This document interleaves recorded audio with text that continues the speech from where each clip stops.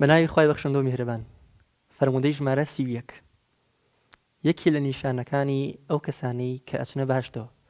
پێغەمبەری خوا صلی الله عليه وسلم درود و سڵاوی خوای لێبێ ئەفەرمێ: يدخل الجنة أقوام أفئدتهم مثل أفئدة الطير.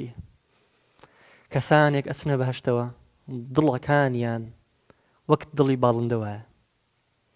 وەکو لە ڕاوێ فەرموودەکەدا لە نێو کتێبەکە تا نووسراوە و حتمەن لە کاتی دابەکردنیدا خوێندووتەوە، مەبەست لە دڵی باڵندە دڵناسکی و ترسیانە بەرامبەر خوای گەورە. بەڕێزان، زانایان لە باسی تەزکیەی نەفسدا زۆر بە درێژی باسی ئەم باسەیان کردووە. ئەم بابەتە زۆر گرنگە.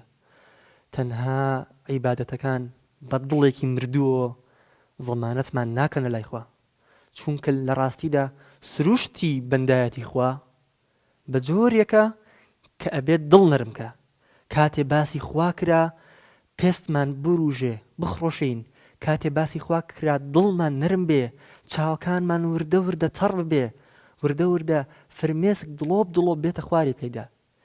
ئەگەر بەندایەتیەکەت خواپەرستنت، ئەگەر ئەو زیکرانەی کە ئێواران و بەیانیانێکی، یان ئەو زیکرانەی دوای نوێژەکانێکی، یان ئەو نوێژە جەماعەتانەی ئیکەی، تەنانەت ئەم فەرموودارێکی ئێستا لەبەریەکەی، ئەگەر دڵت نەرم ناکەن، ئەگەر ترست بەرامبەر خوا زیاد ناکەن و وات لێ ناکەن خەیاڵت لە خوا زیاتر ئامادە بێ، ئەوە پێویستە بە خوددا سوێنێ بکەین، چونکە تەبیعەتی بەندایەتی خوا وایە کە ترسی خوا قاتە دڵەوە.